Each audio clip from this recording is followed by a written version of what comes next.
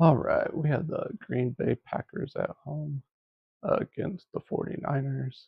One of the bigger games every year, kind of rivals here, even though they usually only play one game a year unless they meet in the playoffs, which has been the case.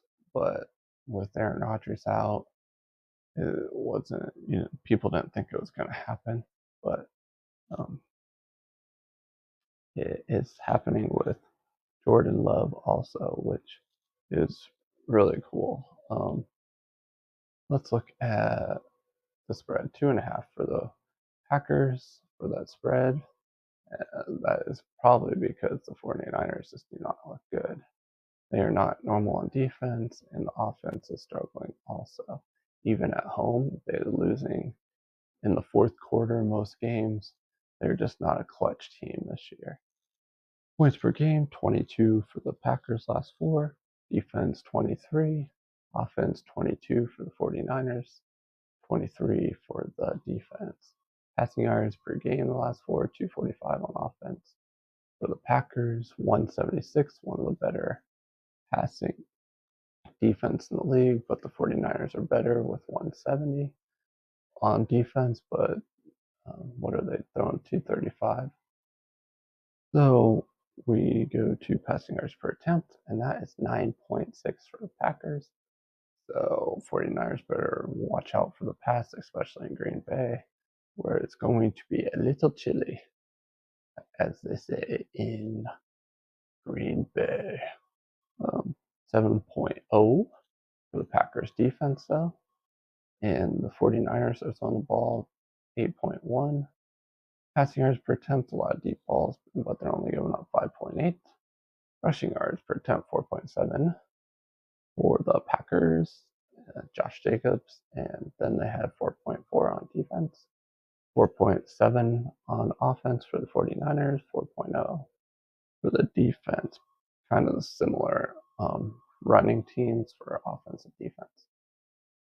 Points per play, 2.4 for offense for the Packers, 3.6 for the Packers defense, not great there. 2.3 for the offense of 49ers. Basically, these teams' offenses are both average. And 2.8 for the 49ers defense. Both defenses are not playing up to their potential right now. As we can see with the expected points defense for the Packers is negative 5.3. And the 49ers are negative 3.2. Not too great.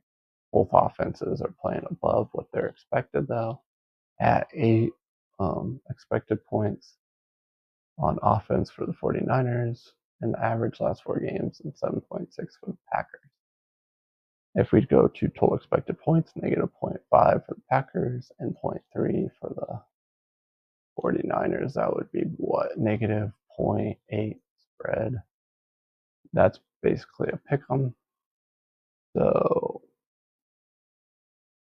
and I don't like that 2.5 spread. It's really hard to get a game that's under a 3. I mean, it happens, but it's not likely. So the 2.5 stays, I would take that as part of my teaser. And I could actually match that up with my other teaser with the Cardinals and what is it, 6.5 points. So that would make it 9, which you don't have to because it would make it 8.5, which is plenty fine. But I would take 9.5 too. Well, not 9.5, 9. And then I could match it up with the Cardinals and 6.5, and I would take the Cardinals plus 7.5. I do like playing the dogs in that because then they can lose a game with a margin of victory for the other team that is lower than a 8, not or yeah 8 or 7. So it's 7 or less if you can get it above the 7, like 7.5, 8, 8.5, 9. And it's really hard to win by more than a touchdown in the NFL because there's so much parity. Let's scroll over here to the game cards. 51.3% chance it's all for the Packers. To win, we have a spread of -1 in our simulations. And this is definitely just a toss up because it was like, what, similar to total expected points. It was like 0.8 or something, so it rounded it up. So if you're looking at points per game in this, it is both blue, which is just means it's even. And as I said with total expected points, toss up. So I wouldn't mind putting 6 points even with just teasers.